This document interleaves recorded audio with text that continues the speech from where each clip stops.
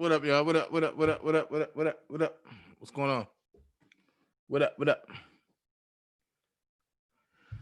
Let's get out of here. Let's go.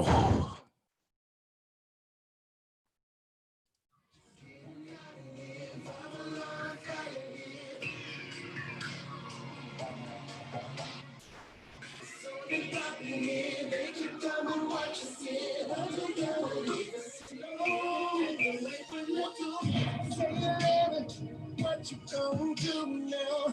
Hope your body gets up really about to put it down. Never just mistake you. Tomorrow, but tonight I'm mistaken you. Yes, I'm down in it last. But I'm hoping I'ma be the best girl. I was it down. Let me know.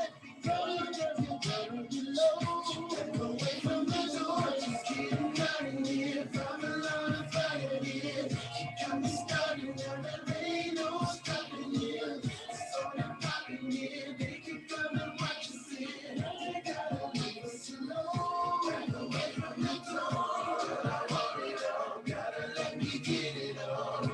From the bed to the floor, against the wall. Got my hands off. Turn around and hit it all. Yeah, baby, tell them it's on. Back away from the door.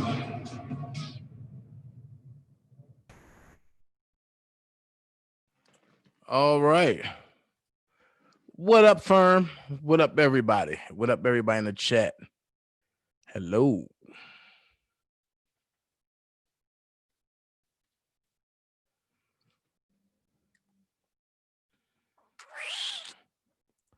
What up, the firm family?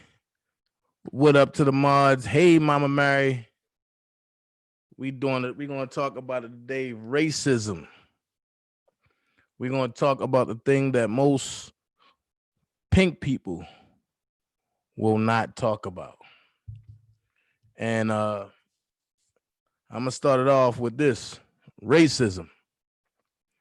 We are experiencing racism at an all-time high. And people are feeling the effects of it. So what I'm going to do, I'm going to start off with the first bulletin point. But I want to say hello, chat. Hello, everybody in the chat. Y'all doing a marvelous job in the chat. My mods, oh my God. I can't express it. I have the best mods on the planet. Don't forget, if you have a birthday coming up, send Sylvia an email or send Randa an email or send Love Me an email. So that way we can acknowledge you on your birthday. All right. Look at the screen. Let's go ahead. A lot of y'all witnessed this. A lot of y'all seen this. But a lot of y'all got off, which really puzzled me and struck me as concern. Because when I actually played what was going on, a lot of people got off. Now, let's go here. Ex-officer who fatally shot Rashard Brooks released on bond. Now, for everybody that watched that, y'all seen that the officer said he don't have no money. So who paid for the $500,000 bond? Who paid for the $500,000 bond, which only had to be 10% to be paid? None other than the Fraternal Order of Police, better known as the FOP. So let's go here. A judge on Thursday granted a $500,000 bond for the fired Atlanta police officer charged with killing Rashard Brooks outside an Atlanta Wendy's on June the 12th. Despite an emotional plea from Brooks' widow, the former officer was later released on that bond. Garrett Rolfe was fired from the Atlanta Police Department after the deadly shooting and faces 11 charges, including felony murder. Rolfe was attempting to arrest 27-year-old Brooks, who had fallen asleep in his car and failed a sobriety test when Brooks grabbed another officer's taser and fled. Ruff opened fire, fatally shooting Brooks in the back. Video appeared to show Brooks turning and pointing the taser just before the shooting. The second officer involved, Devin Brosnan, has been placed on administrative leave and charged with aggravated assault and oath violations. Speaking at a bond hearing via video conference, Brooks' widow, Tamika Miller, sobbed as she urged the judge not to grant bond, saying Rolfe posed a danger to the community. My husband did not deserve to die. I should not have lived. I should not live in fear while waiting for the man who killed my husband to be tried in court, Miller said. Miller, who at one point was so overcome with emotion she asked to step away to collect herself, described Brooks as a loving father. She said her daughter's birthday was the day Brooks was killed, and the couple's anniversary the following day. My life is completely turned upside down since this has happened, Miller said. I've been unable to sleep, eat, or even console my children. Now, here's the two officers right here. Here's the two officers right here that killed Rashard Brooks. Now, let's go here. These two officers killed a man, right? I'm gonna pull something up and I'm gonna do it with y'all.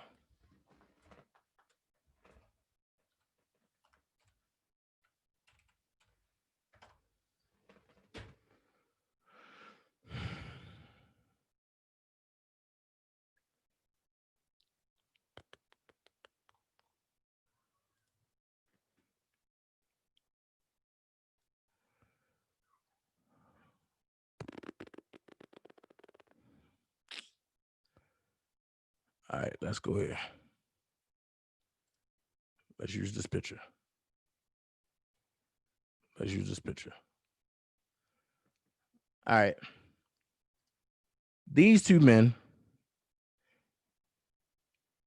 killed the man, a man of color, and they out on bond. No ifs, ands, buts about it. This man is locked up on allegations and they won't give him a bond. Racism at an all-time high. What I want you to do is look at pictures now. Look at this picture. This picture right here. You see Mr. Kelly face, but look behind him. The man behind him looked like he want to kill him. Pay attention. That's all you got to do is look at the pictures. Pay attention. Do this man look like he's torn just to mess with little girls? No. But look at this man. He looked like he want to kill Robert Sylvester Kelly. Let me give you a better picture. Here we go. A better picture. See Robert. But look at this man right here.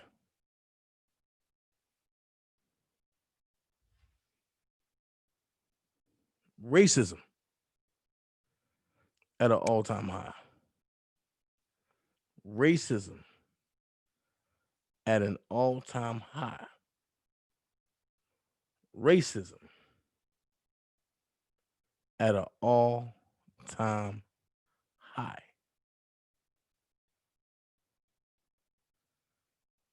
Racism. I'm going to say it again. I'm going to keep saying it, at an all-time high. It's funny how you put these two together. You put these two together. So I'm going to ask a question. What do Bill Cosby and R. Kelly have in common?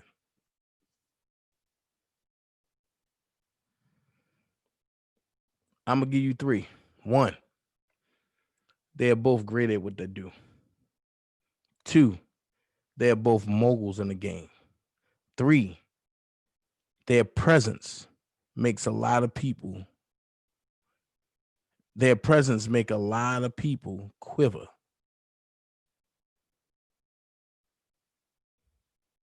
So look at this. R. Kelly accuser speaks out on Me Too anniversary.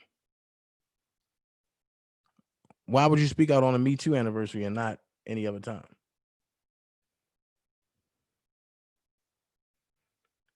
Those are questions that people have to ask themselves. Now look at this. Lady Gaga got heat for working with R. Kelly, and then she apologized for working with R. Kelly. Well, I have a question. If you apologize for working with R. Kelly, then how about the song that you did with R. Kelly that took you 3 times platinum? How about you take all the stuff that you gained from that and just send it to R. Kelly's defense fund? But then something kills me. I'm gonna scroll down here, and this picture says a lot.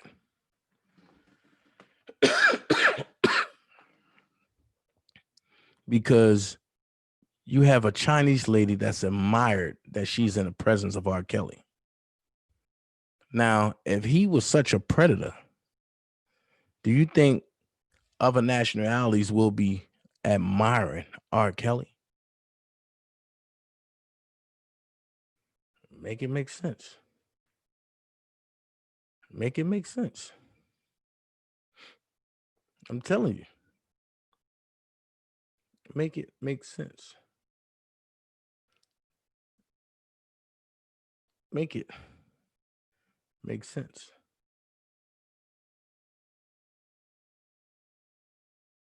So in the height of all of this, studio, in the height of all of this, everybody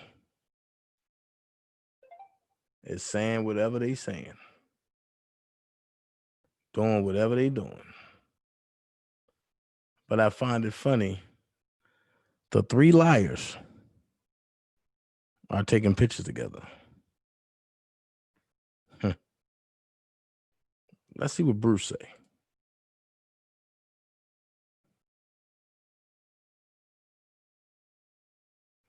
Let's see what Bruce say. I'm praying for my brother. R. Kelly's brother Bruce never passed his younger sibling when both were inside Cook County Jail. It's where Bruce still sits, awaiting trial for possession of a stolen vehicle. But his brother is on his mind. What did you think when you heard your younger brother Robert was arrested and charged? Well, this hurt my soul. Bruce Kelly says he hasn't talked to his brother since taking legal action against the singer in 2015 for unpaid wages. But until then, I worked right beside this guy since 1990. I mean, officially working for him. Videos. I mean, I was his personal assistant, road manager. Did you ever see any conduct that concerned you with young women, girls? Well, not young women. No, not young women, but women in general, yes. You know, Robert, he used to keep a lot of things from me. He did. But I can't say that I had seen him with young women. You know, I mean, maybe younger than him, but not underage. Robert Kelly is now charged with 10 counts of aggravated criminal sexual abuse involving 4 alleged victims. 3 were underage. I don't believe that these charges are true. I mean, I don't believe these women are being truthful. I don't. The prosecutors don't usually file charges unless they believe they have evidence to support their case.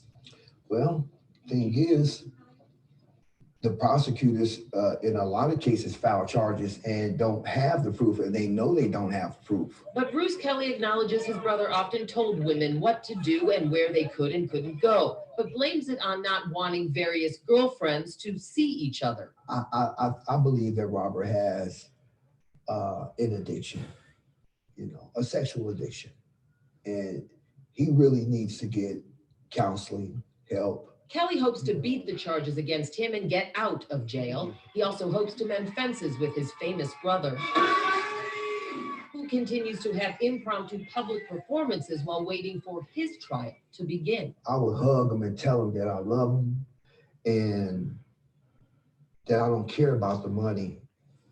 Bruce Kelly's trial begins April 29th. R. Kelly. Bruce said a mouthful. He don't believe these charges are being truthful. These prosecutors aren't being truthful. But because they don't believe in Robert, they're not going to really believe in Bruce. Now,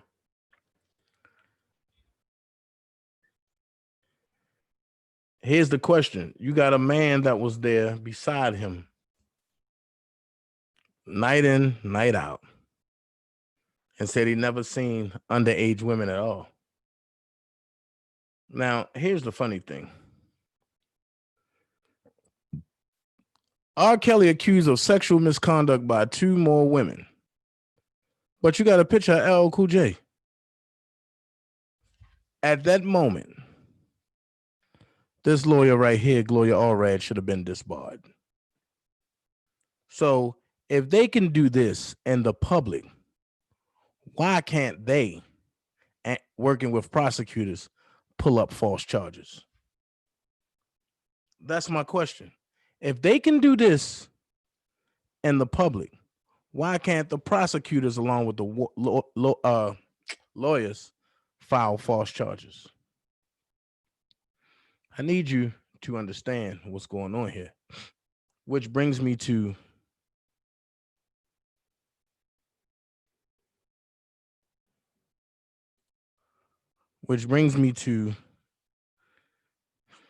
this right here. Racism. This was years ago on a Donahue show. I want y'all to pay attention to what I would just like to say that I am terrified that even you, someone who's obviously educated, has given up. I want y'all to completely. Like when you call up. I want y'all to pay attention to what Louis Farrakhan is saying.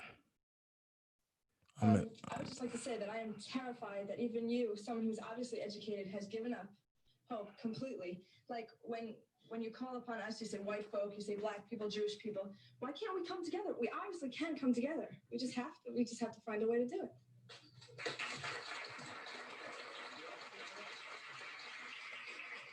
The desire is good, but the reality is the total opposite of your desire. And unfortunately, as a young lady, you are not in the position of power to make the decisions to make America work. May I, as an audience of intelligent people, I would like to just take a moment to say to you that I really don't think you fully understand what has happened to these people that you look at as second class or inferior citizens in this nation. Black people who were brought to this country were stripped of their names, language, culture, religion, God, and taken totally away from the history of themselves. Here are 30 million people who don't wear their own names, they wear your names. Who don't speak their own language, they speak English, which is not their language. They never were allowed their own cultural expression of Africa. Don't you realize that when you turn a people upside down and inside out, then sell them, not for a day, not for a year, but for 300 years, and deny us the human right to know, to read a book, to learn, to understand. And then after 300 years of that, you allow us into the church, but by that time, you've painted Jesus white, God white, the angels white, and then all these black people have been subjected to a form of white supremacy, which produces in the reverse a black inferiority. And this is fulfilling what Jesus said, as a man thinketh, so is he. And as long as our people think the way they think, we will never be able to do what we as a people should do to correct our condition. Over here, please. Excuse me, I was brought up in, quote, Bedford-Stuyvesant in my town. But I would like to say what scares us is I think we hear violence. Yes. The young lady said she's afraid of violence. And isn't it sad that we who have been the victims of so much violence, now whites fear violence from us? We do not have a history of killing white people. White people have a history of killing us. See? And what you fear, may I say this, sir? What you fear, and it's a deep guilt thing, that white folks suffer. You are afraid that if we ever come to power, we will do to you and your fathers what you and your people have done to us. And I think you are judging us by the state of your own mind, and that is not necessarily the mind of black people. Okay, I've been listening in this corner right here, and I've heard a whole lot of negative things from the white people here. When you were trying to explain yourself, the white people don't want to hear you explain yourself. They drown you out. They start already trying to drown you out and talk over you. There's a certain amount of white arrogance here, and they don't want to listen to what black people are saying. They don't understand because they don't want to understand. I've heard a woman here go back to Africa. Somebody said, we have a black holiday. What does that mean? So what does that mean? He did not say that. He said, if we have a choice, some of us can go and some of us can stay. But there's no understanding in here. People are just trying to talk. To those arrogant persons, you know, when you tell us go back, please remember where you came from. And when you want to relegate somebody to a specific place, just remember what your origin is in this world. Please, I'm not trying to be disrespectful, but I want you to understand that you, wherever you are on the earth, you're not a native anywhere. You came there and took it from the native people who are there. So please don't talk about going back, because if others talk to you about that, where would you go? I agree with you. Someone said, we don't agree with you. I agree with you that we live in a racist society. Just as I'm racist, some of you are being racist in the fact that you're calling me a white folk. I realize that things that I have, I realize most of them I may have gotten because I'm white, and I am privileged because I'm white. But I do feel guilty. There are feelings of guilt from being white, and I realize that, but you're building walls. We build walls this high. We're separated right now. The white people are on this side, the black people are on that side. No, I mean, I feel that you are prejudiced towards white people. Yeah, it becomes apparent more and more as we listen to each other and try to talk to each other that we don't perceive reality the same. And as we're talking about either reconciling differences or separating, it becomes clear that if two people are looking at the same thing and perceiving it so differently, then the two people are operating under a different stimulus. And so when the young lady says, I am prejudiced, to be prejudiced means to judge before the fact.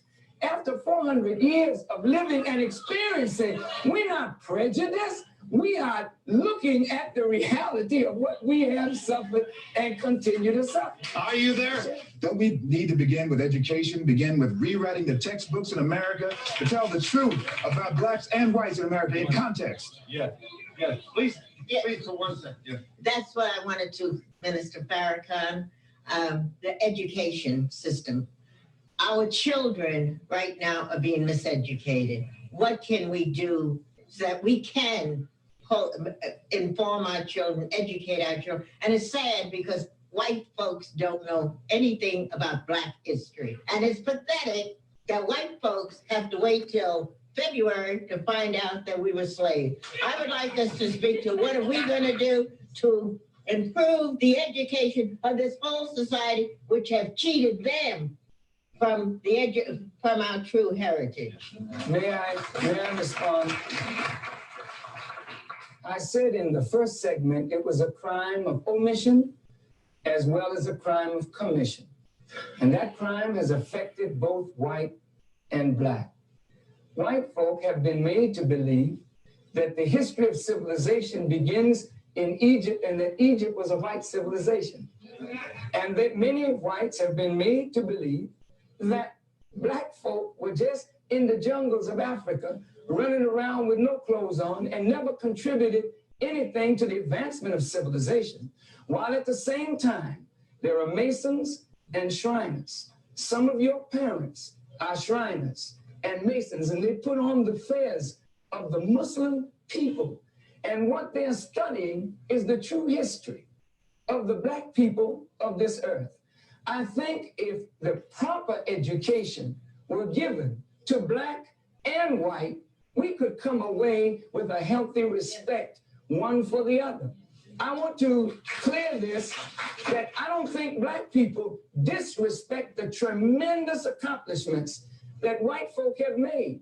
But if white folk do not know what Black people have contributed to the advancement of civilization, it leads to a disrespect of a whole segment of the population. And this is why today I will say that Black children, as much as we need education, we don't want to go to these schools because the food that we are being fed is not proper. But any one of us can go into the schools where there's no discipline, where there's madness in the corridors, and we can speak to our youth and get their attention in a matter of moments because we are teaching them that which their souls yearn for, that is a proper knowledge of self. And if they won't give it to us, we have the responsibility to give it to ourselves.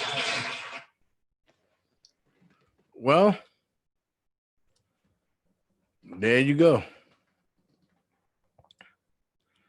There you go. We have to give it to ourselves. So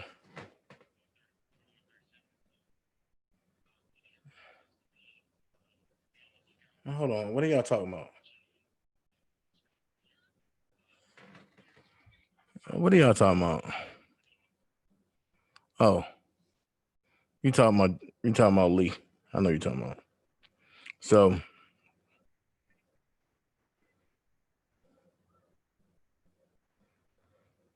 I'm just saying, like,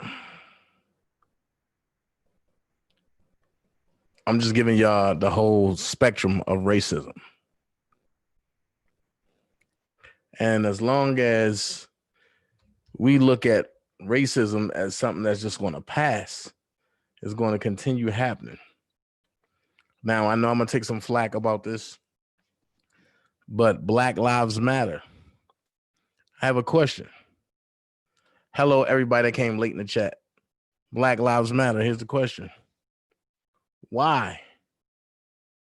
Why they only show up when they get paid? And if you notice, every time Al Sharpton show up, every time Jesse Jackson and the Rainbow Coalition show up, Black Lives Matter show up. Have anybody noticed that?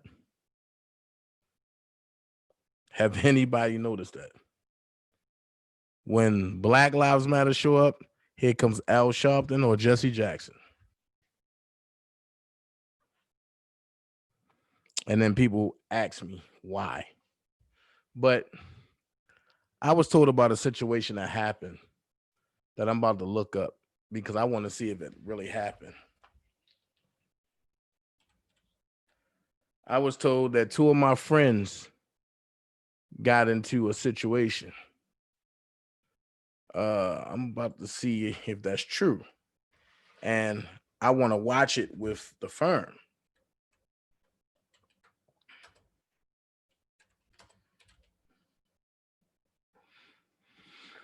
I want to watch it with the firm because I want to see. Okay. Okay.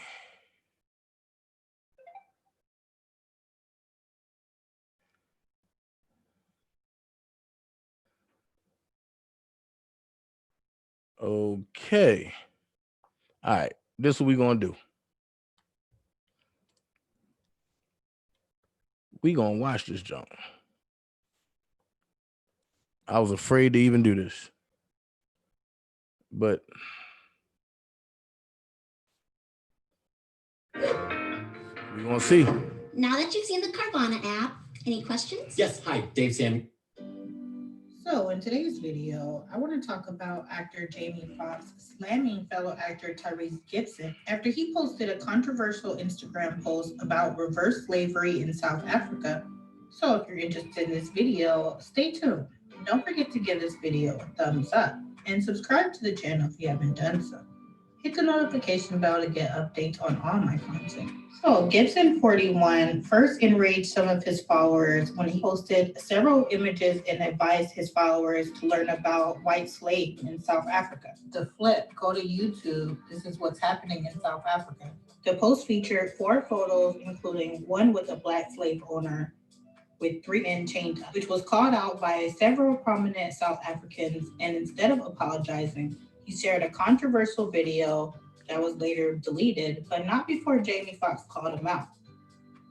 Gibson's first post caught the attention of several on Twitter, and someone said, "How could you even conceive the idea that Black South Africans were doing what slave masters did to the Africans? What was your motive, especially at the time of such heightened racial tensions? Did you do this for All Lives Matter against Black Lives Matter? What is this?" Other prominent Africans spoke out.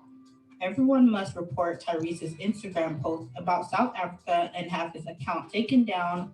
Someone says, "Please don't come talk ish here about South Africa." Before Gibson deleted the post, only to put up perhaps a more controversial video. Gibson posted a 13-minute video called "What the Left Won't Tell You About the Plight of Black People," which was put together by the conservative content group called Media Research Center. The video features a number of interviews with Black celebs, which has been edited to craft a narrative that essentially denies. Burning and looting doesn't help you in any way. That's a strong word. Never dealt with racism. Why would race have anything to do with it? Put your mind to what you want to do and go for that. We've made any headway. And I think it's more important to make headway in our own house. Damage is done. They're not locking up 7-year-olds. If I'm not over here blowing up stuff, then what are y'all doing? So Jamie Foxx said, "Huh?" in a series of 5 replies. He added, "What the F is this post for? Race doesn't matter? ? Look at what we are going through right now. What does this post mean? Who is it for? Again, I say, what is this post for? During this horrific time for us, why are we even talking about what these guys are saying from the comfort of a press junket? Come on, man, we can't be this comfortable. Think about the pain these families are going through because of the color of their skin." And now Tyrese is being called out. So someone says, "Tyrese Gibson is an example of using your platform for nonsense." Someone says, "Tyrese Gibson is busy spreading propaganda about our country." Someone says, "As an American, I know better than this. This is total BS. South Africans need an apology and deserve better." Someone said, "I swear this was Tyrese Gibson's apology. Can we move on and fight the real enemies and not start needless issues on social media? Come on, South Africa." Someone says, "Tyrese ain't ish." TMZ posted this story. Now Tyrese is apologizing. Being twisted up. And listen, if anybody follows me on Instagram, y'all know controversy doesn't scare me. people in my comments talking shit, going at me. Look, I've been doing this for a very long time, so none of that messes with me. But what does bother me is when I either say something or do something and I am misunderstood. So I will apologize. What do you guys think about this? Drop your comments below and don't forget to like, comment, subscribe for more videos from The Empress Show. Okay, bye. Why aren't you the landlord? So I have a question. Yes, you. Why aren't you the Wait a landlord? minute. Every day you go to. So I have a question. What do y'all think about that? What do y'all really think about that? What do y'all think about Tyrese, you know, saying what he's saying and doing a depiction and all that? Because, see, I find it funny because when Jamie Foxx was bringing out Django, didn't he do the same thing? That's all I want to know. Didn't he do the same thing?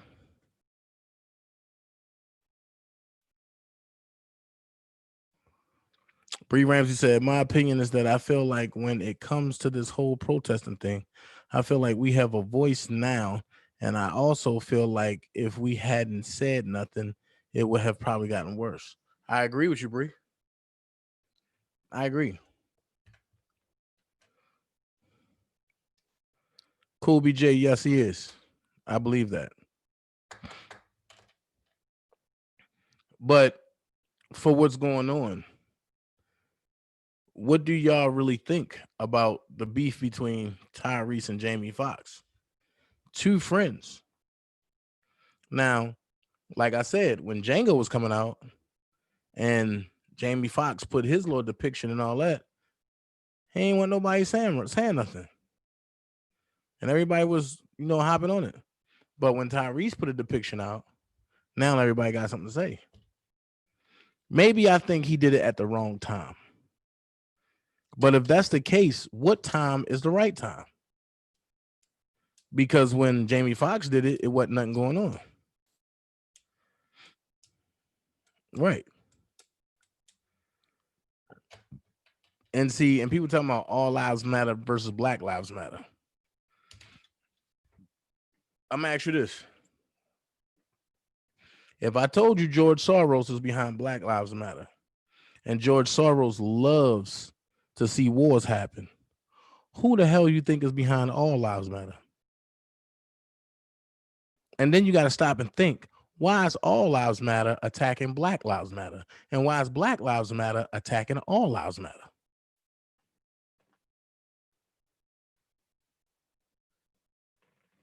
Once again, division is what's going to kill us as a race because we're too divided. Look at it.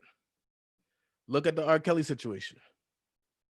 You got people that infiltrated, that really don't like R. Kelly, that look at this as a money grab, and look what's going on.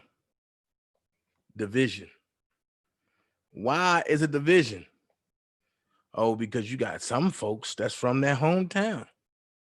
You got some folks because they got a loud voice. You got some folks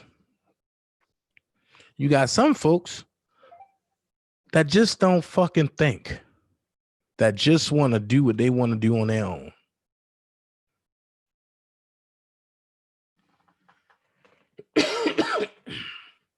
So when you look at it, people saying Black Lives Matter, people saying all lives matter, but this is what I'm going to say.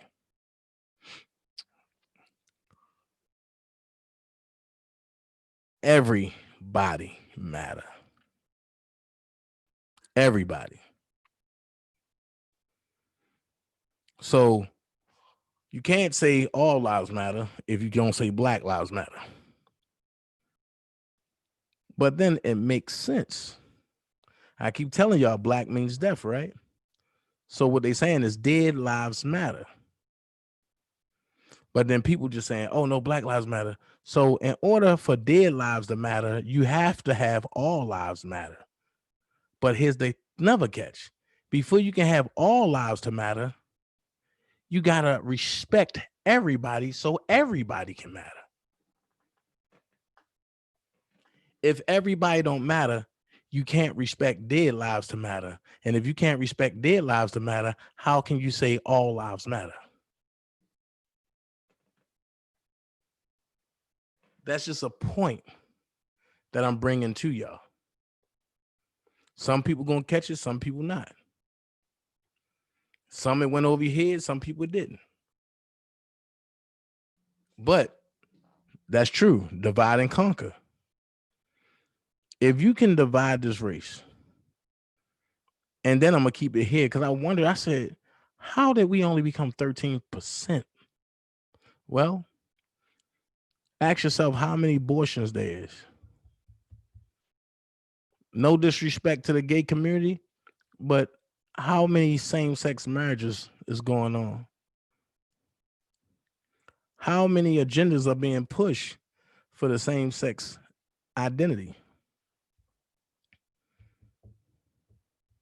So when you got Glenda and Glenda messing with each other, and then you got Paul and Raw messing with each other, how can you have a little Shanika? How can you have a little Ray Ray? How can you have a little Pookie? You can't. Now let's go here. Everybody talk about, oh, you got to live right. You got to live in the will of God. Well, is that the will of God? And who opened the doorway to make that liable? I'm sorry, y'all gonna get mad when I say his name. So I'm just gonna say Hussein Obama. And you got to look at it. Don't look at what people do. I mean, don't look at what people say. Just look at the actions of what people do. That's all it is. You got to look at actions. We had people saying, oh, the police officers that killed Rashard Brooks, they need to get out. That's what people say. But what they do and what they did was they killed the man running from them. And then what we found out was police departments all over the world has been lying. They said tasers are not a lethal instrument. Well, we found out yesterday in the live court case that tasers are a lethal instrument. So with that being said, tasers are part of lethal force. You can kill somebody with a taser.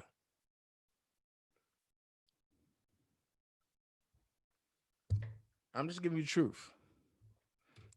Now, it's funny because I got 68 people in the chat today, even though this was very spare the moment. So I appreciate everybody that's here for the spare the moment live. At 9 o'clock, I think everybody's waiting for that, for the Call and Chanel live. So at 9 o'clock, that's what I'll be bringing, the Call and Chanel live.